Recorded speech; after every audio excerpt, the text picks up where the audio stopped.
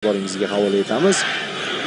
O'zbekiston darvozada 12-raqamda Abduvohid Ne'matov, markaziy himoyachilar eng markaziysi bu sxemada. Umarbek Eshmurodov, Cannavaro o'zining yangi o'sha transformer taktikasini namoyish etmoqda. Bizning to'p Hamrali 3ta himoyachi bundan to'pni olib qo'yishardi. Mana bu yerda foul yo'q deb hisobladi hakam. Urugvayda hujum qilish imkoniyati paydo bo'lyapti va darvozamiz tomon zarba. Yaxshi tarkibni tanishtirishga berishmayapti jamoalar. Lekin mana bu klubi vakili 3-chi Niklas Marichal pozitsiya topib berdi unga Fabio Cannavaro. Chapda esa Hojimat Erkinov raqami 20. Eldor Shomurodov jamoa sardori, milliy terma jamoasi. Terma jamoasi tarkibiga to'xtalishimiz mumkin bo'ladi. Jarima maydonchasi tomon uzatma amalga oshirildi. Oldida bosim o'tkazishga harakat qilmoqda va hozir hushtak chalindi. Demak, futbolda rivojlanayotgan mamlakat sifatida e'tirof etilgan. Va o'yinning oldingi matbuot anjumanida ham Marcelo Saracchi Dominikan Respublikasiga Braga, Portugaliya, hozir esa Urugvay hujum tashkil etyapti. O'yin qanot orqali rivojlanadi. Hujum biroz orqaroqqa kelsa ma'lumotga ega. Chunki hujum uchrashuvdan oldin boshlangan o'sha stadion masalasi. Shomurodov, Hojimat Erkinov va Cannavaro to'p nazoratiga intiladi. To'qnashuv bo'ldi mana bu yer. Nevakka deyildimi? Shu yerda o'ynaymiz deb turib oldi. Juda yaxshi ish qildi. Aziz tabloda ko'rinib tursa ham 1-0 hisobida oldinda borayotgan bo'lardi. Foyda bilan o'tkazish uchun yoki rotatsiya qiladi yoki bo'lmasa rasmiy o'yin tempida o'tkazish. Mana bugun, ya'ni bu yig'inda rotatsiya qilyapti. Plus mana bu rotatsiya shunli holatda hal qilinmaydi, diplomatik muzokaralar olib boriladi. Faqat shunga chiroyli qilib yo'q deyiladi. Tamom, deyman deb. Endi to'g'ri, Urugvaydagi raqib bilan bunga erishish oson bo'lmaydi, ayniqsa Bielsa shu falsafani o'zi ilgari suradi.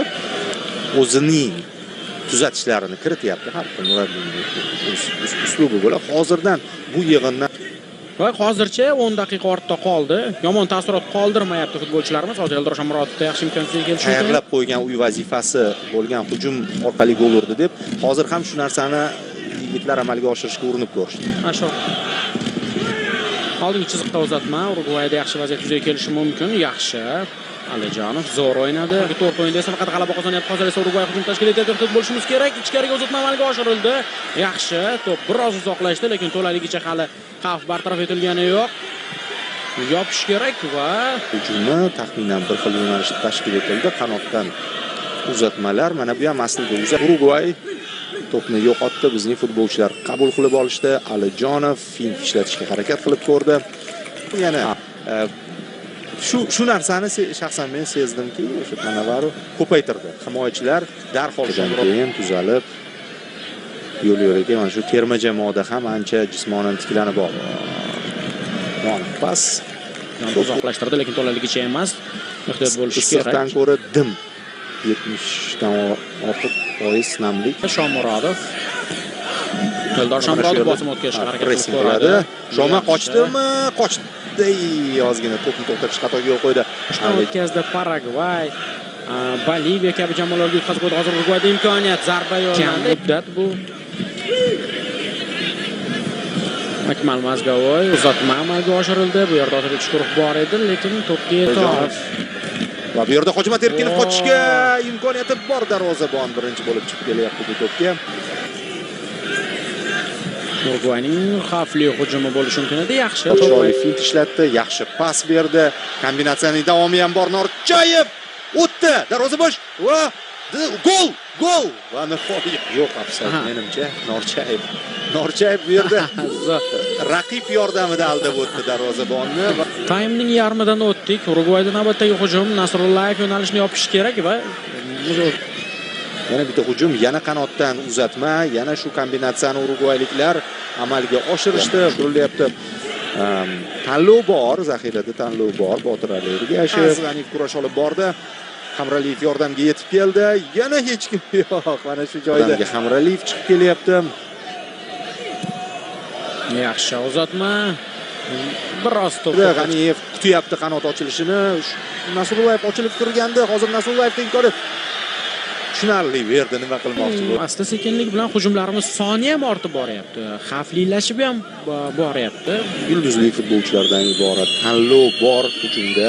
Hattoki mana bir nechta liderlar jarohat olgan bo'lsa aytgan so'zlarini amalda tasdiqlayapti. Yana bitta hujumga urinish. Bu yerda Mazgavoy qo'shildi jarayonga. Chapga uzatib berdi Sanabriya. Qabul qildi, to'xtatdi, fint ishlata olmadi chunki bu yerda Azizjon G'aniyev. Urugvayda imkon kelishi mumkin, ehtiyot bo'lish kerak. Markaz sari uzatma, xavfli vaziyat. Juda ham erkin harakat qilishdi.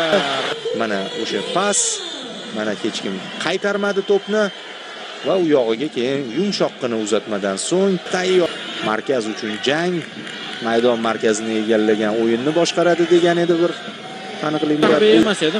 Hozir esa Hojimat Erkinov to'pni egallab olyapti. Erkinov unga qarshi 4 nafar futbolchi. Erkinov o'tdi, uzatma va to'pni bermasligimiz zarur. Zarba, chiziqcha uzatma. Qarshi hujum qabul qilyapmiz.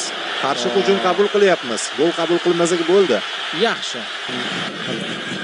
Yana jahon darajasi pauzani ushlaganini qarang.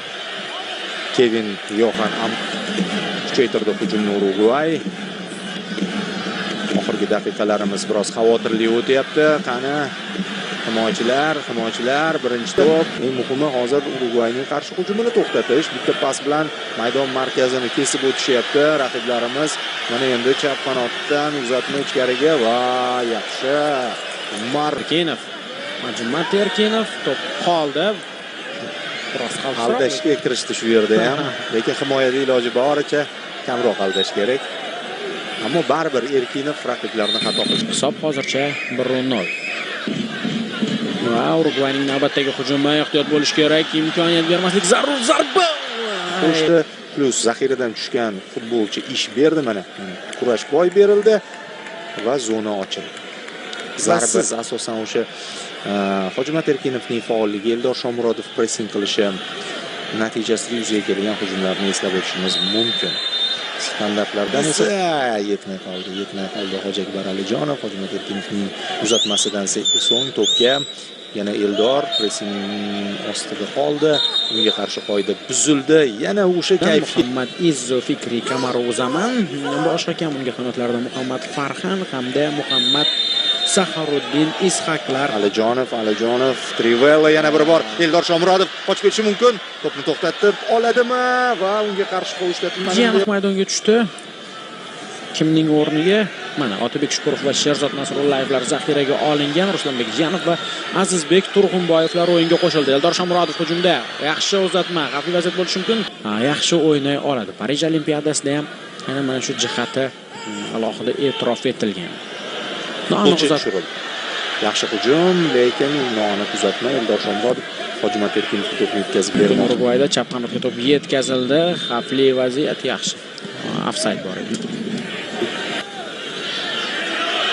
Roqda bu yerda Ruslanbek Jiyanovning uzatmasi va penaltining boshlanishi. Eldor Shomurodov pas, Akmal Mazgavoy tepish ham mumkin. Tepdi-yu, unchalik kuchli chiqmadi. Zarbasi himoyachi to'pni qaytardi. Alijonov yopish kerak zonani. Yana o'tib ketyapti urugvayliklar. Ichkariga uzatma Eshmurodov yaxshi. Hojiakbar Alijonboyev ichkariga uzatma, xavfli vaziyat. Darvozabon to'pni bu vaziyatda Turg'unboyev esa yaxshi o'ynadi. Xuddi boyan Nasrullayev uzatgani Shomurodov bilan o'ynadi. Eldor markazga Hojimat Erkinov zarba yo'lladi. Ofsayd. Futbolchilarimizni yaqinlashtirmayapti, tanasi bilan to'sib. Yani Janubiy Amerikada, hatto Braziliyadan ko'proq Copa Amerika sovrinini qo'lga kiritgan. Yo'q, shuning uchun biz ham ishonch bilan ayta olmaymiz. Bu esa hujum tashkil etmoqda. Yana o'sha qanotdan uzatma va yana bizning darvozamiz oldida gol yozib uzoqqa otishga to'g'ri kelmadi. Hujum bizdan. Yaxshi o'ylagandi Jiyanov, lekin degan narsa kuzatilmadi.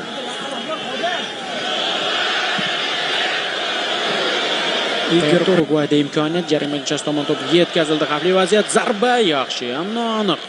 Yaqin masofadan o'tdi, darvoza bosh. 1-2 gol. Darvoza qayd etilmaydi. Mabodoga o'sha birinchi Shomurodov uzatma amalga oshirgan paytda urinishimiz kerak. Hojiakbar Alijonovdan Trivella pas. Shomurodov kurashni yutib chiqdi. O'ng qanotda Azizjon G'aniyev ochilyapti. Bu tomonda Erkin va mana bu yerda Nasrullayevga Shukurov to'pni aniq yetkazib berdi. Nasrullayev esa yuqoridan Eldor zarba. Darvozabon to'pni to'g'ri. Hozir kundagi Eldor Turkiya chempionatida, lekin mana shu joyda Italiyadagi faoliyat to'xtataylik shu yerning o'zida mayli sal yelka bilan ana buyurtma. Miraliyev yuqoridan pas hammadan o'tyapti. Sergeyevdan ofsayd bor ekan. Witam wszystkich bardzo serdecznie. Dzisiaj omówimy sobie spotkanie Urugwaj z Wyspy Zielonego Przylądka. W pierwszej połowie to jest zaskoczenie, ponieważ w 23 minucie gola strzelił Lemini na 1-0 na Wyspy Przylądka. Jak wiemy, mają bardzo dobry zespół, choć mają bardzo mało ludzi, mało mieszkańców. Zremisowali z potężną Hiszpanią w pierwszym meczu, a dzisiaj udało im się zremisować z Urugwajem. Nie jest to łatwe zadanie i o tym przekonały się dwie topowe drużyny. I Zielony Przylądek zostaje niepokonany w tych dwóch meczach. W pierwszej połowie na 1-0 strzelił Zielony Przylądek, później druga odpowiedź tuż parę minut po golu na 0-1 dla Przylądka. Urugwaj strzelił gola wyrównującego na 1-1. Jednak później w szybkim tempie strzelili gola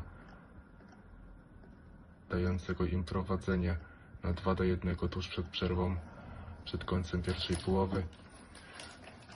Na drugą połowę Zielony Przylądek wychodził przegrywając 2-1 z Urugwajem, jednak udało im się wyrównać na 2-2 i tak właśnie zakończyło się spotkanie. Posiadanie piłki 37% Przylądek, Urugwaj 63%. Posiadania piłki, strzału na bramkę Urugwaj 8, Zielony Przylądek 3, z tego 2 trafienia. Jeśli chodzi o najlepszego piłkarza na boisku, wydaje mi się, że to był Valverde. Dobrze grał w defensywie, dobrze bronił. Jednak Urugwaj również remisuje, tak samo jak Hiszpania z Zielonym Przylądkiem. Tym razem nie 0-0, tylko 2-2, więc Zielony Przylądek aż 2 razy pokonał obronę Urugwaju. Jeśli chodzi o widowisko, na stadionie kibiców było sporo. Pewnie większość kibicowała drużynie Zielonego Przylądka, ponieważ kibice lubią zaskoczenia. Jeśli miałbym ocenić to spotkanie, dałbym je 8/10, ponieważ było aż 4 gole. Mecz był ciekawy aż do samego końca. Urugwaj próbował, jednak Zielony Przylądek bronił się, ale też stwarzał sytuacje, które mogły dać im prowadzenie.